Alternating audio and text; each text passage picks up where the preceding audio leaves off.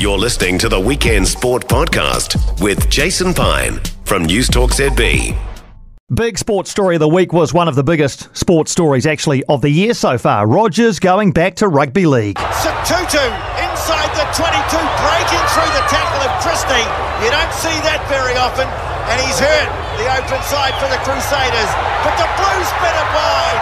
Tuivasa-Sheck stepping. Oh, what a try! Murdoch-Masila back on the inside, and look at him go, just beating defenders at will, giving it to Tuivasa-Sheck. Look at Roger dance. That was for Noah Blake who was there. Now O'Sullivan, Harris keeps it alive. Tuivasa-Sheck. Roger Tuivasa-Sheck, he dives in, and they're coming to get them. 22 seconds left, 2 plays left. Hodgson, he goes to Williams, over the top, a chance, Rapana for the corner! Rapana puts it down, he doesn't think he scored! The suspense is killing us, and Roger Tuivasa-Sheck is killing the Raiders and Ricky Stewart. For everything he's done with the ball today, Roger Tuivasa-Sheck wins the game for the Warriors with a piece of unbelievable defence. Yeah, Warriors fans will be hoping for a lot more of that from next year onwards for Blues, Auckland and potentially All Blacks fans. They may yet get to see some of Roger's dancing feet and skill set in the 15-man code.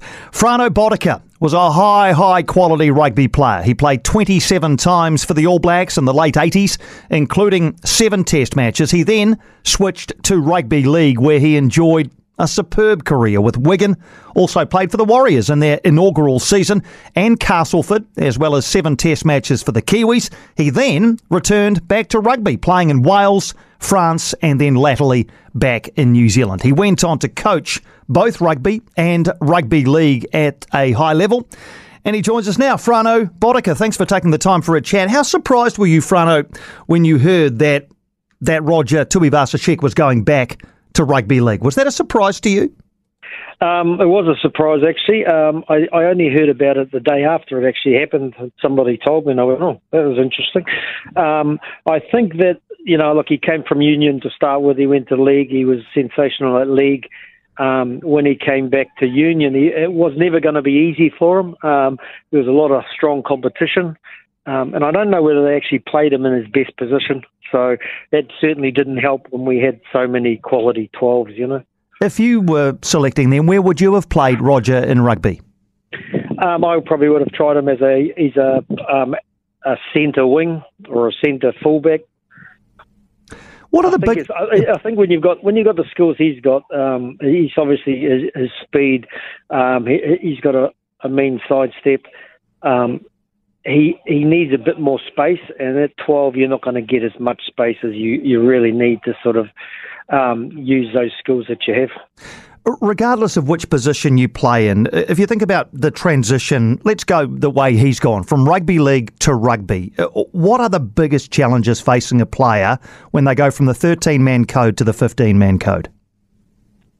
I think a lot of it is you're like, even at 12, even these days, you need a little bit of a kicking game sometimes. It's simple things like, what do I do when I go into a collision, placing the ball, just really simple things like that, which are normally instinctive for a Union player who's only ever played Union. But when it comes to a league player who's transferred over, then those simple things aren't quite as simple because it's not a natural thing to do. And even when I went from league back to Union, just took a few games just to get used to what I used to do. Is attack or defence harder to master? I mean, what is more different between the two codes? Is it attack or defence? I would say probably the defence in league's pretty good. I think the attack, there's just more traffic, a lot more traffic, and you just got to get used to that. And like I say, he didn't have a lot of space in at 12. It's a pretty congested area. Are there certain things, Frano, that are transferable, though? You talked about the sidestep. I mean, surely pace is transferable across the two codes. Are there things like that that are useful, regardless of which one you play? Oh yeah, I mean you can't coach pace. I mean I remember when I was playing, we had Martin the Fire. You just give him the ball, and if he's got 10 metres to work, and then he's going to run around somebody pretty easily. So, but again, you can have pace, but if you're in a congested area, it's hard to get to use that pace. But if you're out on the fringes or at fullback, then at least you get a chance and an opportunity to use that speed and the step with the speed, I know hindsight is a wonderful thing, but when you heard that Roger Tuivasa-Sheck was coming to rugby union, was your first reaction that he would be able to make a success of it? No, I wasn't sure. I mean, he had the skills to make it, but like I said before, there was a lot of competition for him in that spot, and obviously he came because he wanted to make the All Blacks make a World Cup. But that's not going to happen now, I wouldn't have thought. No. And in rugby league, obviously, he's going to come back to a Warriors side that's going fantastic this year, and Chance Nickel-Clisar's playing well at fullback. So I guess Roger would naturally go to fullback, but you played a bit of fullback, bit of 5'8". Could Roger be a 5'8" in rugby league? Yeah, he could, yeah, definitely. He's, like I say, he's got the skills for that, and with league, it gives you a bit more space, even though you are in close. And he's, I think in league you could just about put him anywhere. Yeah. When you made the switch from rugby across to rugby league back in the late 80s or I think it was 1990, you were obviously part of an All Black side, that had Grant Fox in it, so he kind of blocked your way to that first five jersey. But I remember a lot of people were, liked the way that you played at first five, which was a little bit non-traditional back then. What were the main reasons for your switch? Basically, it was a financial thing. I was working as a courier driver, so I'd be working 12 hours a day. I would be running around Panmure Basin twice at lunchtime because I had 40 minutes to go for a run before I had to go back out on my run out of Carbine Road in Mount Wellington. So it was pretty tough. I mean, you did what you had to do, and you found the time to do extra training. I think the only time I really pulled a hammy was jumping out of the van one day. I strained a hammy, but I never managed to strain one while I was playing. But I did jumping in and out of the van. So.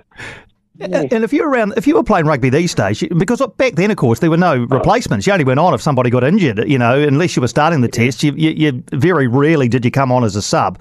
If you'd played these days, you probably would have played, a whole bunch more test matches. How do you reflect on your All Blacks career? Oh, back in those days, obviously the rules were different, and I was just, glad that I was a part of a reasonably successful All Black team with a lot of quality players around me. He was playing well. I just needed to be part of the team that made sure the 15 that got on the field performed, and so that was our role. Every now and then I would be sitting on the bench going, man, I hope he gets it. It's getting cold. It's getting cold on the bench. The crazy thing was, though, remember, people always remember Foxy for his metronomic kicking, his goal kicking, but yours was pretty useful, man. I remember when you went to league, you were kicking everything. Yeah, it's just a change of mentality. I was happy to be in the All Blacks, and I was happy to be on the bench for the All Blacks. When I went to league, I had to sort of start proving myself again. So I thought I'd better start actually training to kick goals rather than just not bothering because I couldn't beat Grant Fox. Did you enjoy rugby league more than rugby at the top level? I enjoyed them both. I loved the challenge playing rugby league because, you could have a go, and if you got caught, you just play the ball. Whereas, sometimes when we would have a go with North Harbour, for example, or the All Blacks, if I did it too often, then Buck Shelford wouldn't give us the ball for 10 minutes. Yeah, until he asked, so have you guys calmed down now? If I give it to you, if you mess it up, I'm not giving it back for another team. So. Oh, magnificent. And I must also ask you about that Kiwis test in 91 when you went to Melbourne and beat Australia. Was it 24-8? I still remember that game. I think I can pretty much name the 13 that played that game for New Zealand. Do you remember that night well? Yeah, it was an amazing time. I mean, I used to watch a lot of league as well, and you know, there wasn't very often that we beat the Aussies when I was playing union. So for to be in a team that actually beat them was pretty magical. Yeah. Definitely. So great memories from both coaches. I bet. Glad that I had the opportunity to go back to union, and the beauty of these days is any league player can go back to union, or any union player can go and play league after their contracts are done. So they can flip from one to the other if they want, and there's nothing wrong with it. Have you got any involvement in either code these days, Frano? You do any coaching, anything like that? Oh, no, just the director of rugby at North Shore Rugby Club, but so just helping out there where I can. But had enough of the coaching side of things. I still go down and watch every North Shore game, except for today, obviously, because I'm out down paddling in Whitianga. But normally I would be at every North Shore game watching the boys. So yeah. Yeah, so you say you're paddling down to Whitianga. So what's that? Is that outrigger canoe stuff, is it? Yeah. Our long-distance nationals. Brilliant. So, Brilliant but stuff. It's a miserable day down here. It's windy, rough, wet. So, yeah, I'll have some fun. Good on you, mate. Hey, Frano, it's been great to catch up, mate. I must say, I just used to love watching you play both codes back in the back end of the 80s and into the 90s, and you've offered some real insight into both codes and the switching between both. So all the best in Whitianga, mate, and thanks for taking the time for a chat. No worries. Thanks, mate. For more from Weekend Sport with Jason Pine, listen live to News Talk ZB weekends from midday, or follow the podcast on iHeartRadio.